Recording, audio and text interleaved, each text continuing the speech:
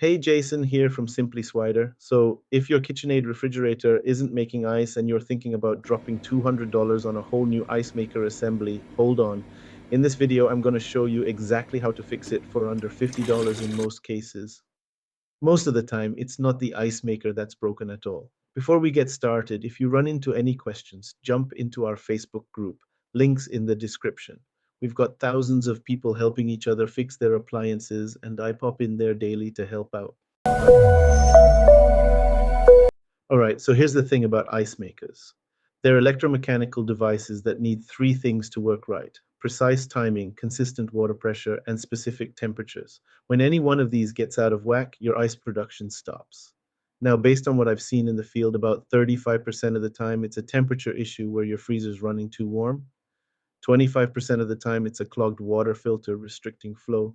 20% of the time, you're looking at a bad water inlet valve. The rest breaks down into frozen fill tubes and electrical problems. Here's my systematic approach. We'll check three key areas in order. First, temperature issues that prevent the ice maker from even starting. Second, water flow problems from filters or valves. And third, electrical issues with switches and wiring. You'll see your ice maker just sitting there doing absolutely nothing, not cycling, not making any noise, just dead. What's happening is your freezer temperature is above that critical 10 degrees Fahrenheit threshold, so the ice maker won't even try to harvest ice. Most people think the motor's burnt out, but the unit's actually working perfectly. It's just waiting for the right temperature. Here's what you're going to do. Grab a standalone digital thermometer. You can get one for about $10 at any hardware store, and place it in your freezer for exactly 1 hour to get an accurate reading. You want that reading between 0 degrees Fahrenheit and 5 degrees Fahrenheit. If it's consistently above 10 degrees Fahrenheit, that's your problem right there. Check your thermostat setting first. Somebody might have accidentally bumped it up. Then look at your condenser coils underneath or behind the fridge. If they're caked with dust and pet hair, they can't dissipate heat properly, making your whole system work harder. Clean those coils with a vacuum and brush attachment. Also check if your evaporator fan is running. You should hear it cycling on and off. This is where most people mess up. They see the ice maker not spinning and immediately think it's broken, when really it's just waiting for the freezer to get cold enough. You'll notice your door water dispenser flows really slowly or just dribbles out.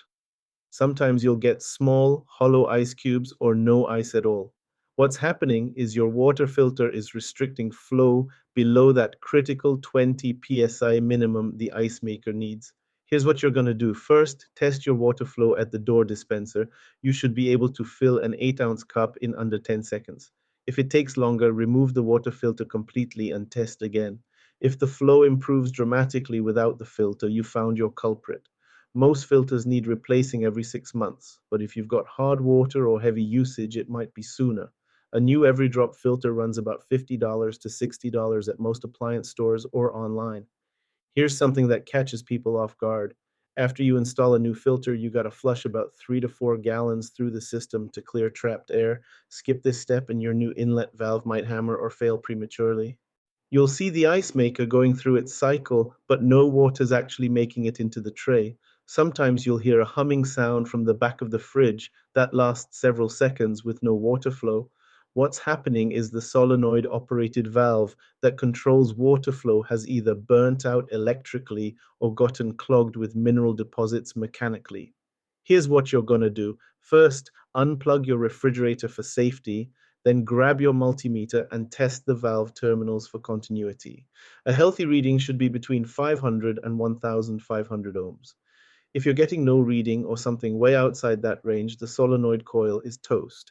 If the valve hums but no water comes through, it's probably mechanically blocked by sediment. Don't try cleaning it. I've learned over the years that cleaning mineral deposits is just a temporary band-aid. A faulty valve may leak water and lead to other issues. Often it's best to replace the valve. You can typically find them at repair clinic for about $30 to $80 depending on your model. This is the most commonly misdiagnosed part. People spend $200 on a new ice maker assembly when this $50 valve was the real problem. You'll see your ice maker cycling through its normal routine, but again, no water is reaching the tray. The difference here is you can actually see a plug of ice blocking the small tube that feeds water into the ice maker. What's happening is either your filled tube heater failed or, more commonly, You've got a weeping inlet valve that's been slowly dripping water that freezes up over time. Here's what you can often do. Use a hairdryer on low heat, never high heat, as you may melt the plastic in many models, and thaw out that tube. You should see function return immediately. But here's the key. If you don't replace the inlet valve that caused this, you'll be thawing this tube again in a few weeks. The valve needs to seal completely when it shuts off, and once it starts weeping, it won't stop. You'll notice your interior lights stay on even when you close the door, and both your ice maker and water dispenser are completely dead. What's happening is your refrigerator thinks the door is open, so it shuts down the ice maker and dispenser for safety. Here's what you're going to do. First, press that door switch manually and see if the lights turn off. If the switch doesn't have continuity, it's about $15 to $30 to replace at most parts suppliers. But here's where it gets tricky. On a lot of KitchenAid models, the wires running through the door hinge break due to the constant flexing every time you open and close the door. You'll need to inspect that wire harness carefully for frayed insulation or completely broken wires. If the wiring inside the door is damaged, you're looking at either a specialized wiring repair or potentially replacing the entire door. All right, so let's talk about what these parts actually cost and whether this is something you want to tackle yourself. We're going to break down the critical components, what they do, and what happens when they fail. Your water inlet valve is the heart of the system. It's that solenoid controlled valve that opens to let water into the ice maker. When it fails, either the electrical coil burns out or mineral deposits block it up. You can test it with a multimeter for continuity, and a replacement runs $30 to $80 at places like Repair Clinic or Parts Doctor.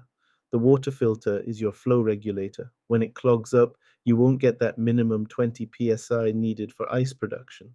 New filters are about $50 to $60, and this is definitely a DIY job. Your door switch signals the control board that the door is closed. Without that signal, nothing works. It's a simple continuity test with a multimeter, and replacement switches are cheap at $15 to $30. The tricky one is that wire harness in the door hinge. When those wires break from repeated flexing, you're potentially looking at a $1,200 door replacement if the wiring can't be repaired. Most of these components are pretty straightforward to replace if you're handy with basic tools, but that door wiring is where you might need to call in a pro.